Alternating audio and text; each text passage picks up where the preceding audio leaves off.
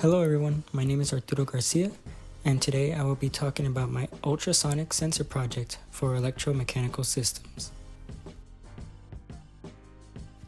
For this project, our necessary materials are number 1, circuit breadboard, number 2, jumper cables, number 3, USB cable, 4, Arduino board, 5, our ultrasonic sensor, 6, RGB LED, 7, our buzzer, number 8, 3 10 ohm resistors, and lastly, our Arduino IDE software to run our code. What is an ultrasonic sensor? It is an electronic device that measures the distance of a target object by emitting ultrasonic sound waves and converts the reflected sound into an electrical signal. These sound waves can move very fast, to the point where they are faster than the speed of sound.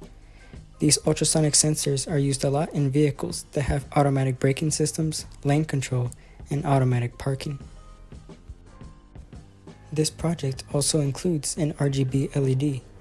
This type of LED has 3 internal LEDs, red, green, and blue, that can be combined to produce almost any color output. It can be used in different applications such as outdoor decoration lighting, LED matrix displays, and staged lighting designs. This project can be a basic representation of how an ultrasonic sensor and the warning lights work together. For instance, if a vehicle senses an object up ahead, the vehicle will have a warning chime inside, as well as a bright LED symbol to warn the driver to brake. If not, the vehicle will automatically do it for them. So here we have our ultrasonic sensor circuit built, and we have our ultrasonic sensor here on the right, as well as our RGB LED and 3 10 ohm resistors connected to it, as well as our buzzer there on the top. And all of these will be connected to our Arduino board, which is then connected to our computer that is running the Arduino software. So here we have some basic definitions or a range. We have a distance minimum of 10 centimeters and a maximum distance of 80, as well as some other input functions. But here we have our main code for the circuit. So the reason why the LED is green right now is because of this if statement here. So it states if our current distance is greater than our set maximum distance, which is 80, then the green output will be high. So if we go to our serial monitor, we can see that it is measuring a pretty large distance of 1,197 centimeters. Now our next case will be if our current distance is greater than or equal to half the distance, then we will have more of a bluish color, as well as the buzzer will start to ring. And the reason why the buzzer will ring is that if our distance is greater than half our distance divided by 2, and our current distance is less than half our distance times 3 halves, then our buzzer will have a high output, causing it to ring. If none of these conditions are met, then the buzzer will have a low output. So if we try that out right now,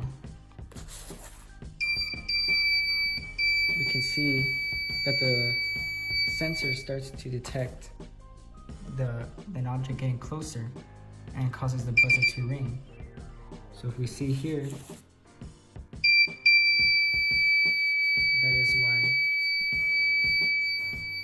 why the buzzer is ringing, because it is in a value that meets the threshold of this code right here.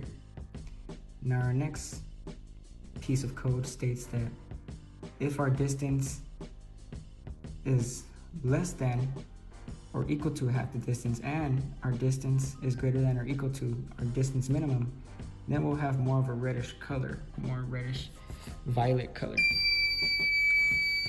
as you can see there. And that's when we know that we're getting pretty close to our distance minimum. Now, if we go to our last piece of code, we'll see that if our current distance is less than our minimum distance, then the red value will be very high. So if we go to our serial monitor, we have our minimum distance set at 10. So once we go below it, say 4 centimeters, 5 centimeters, then our LED is red.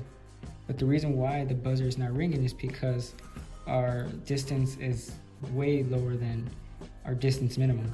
and less than half the distance or 3/2 of the distance.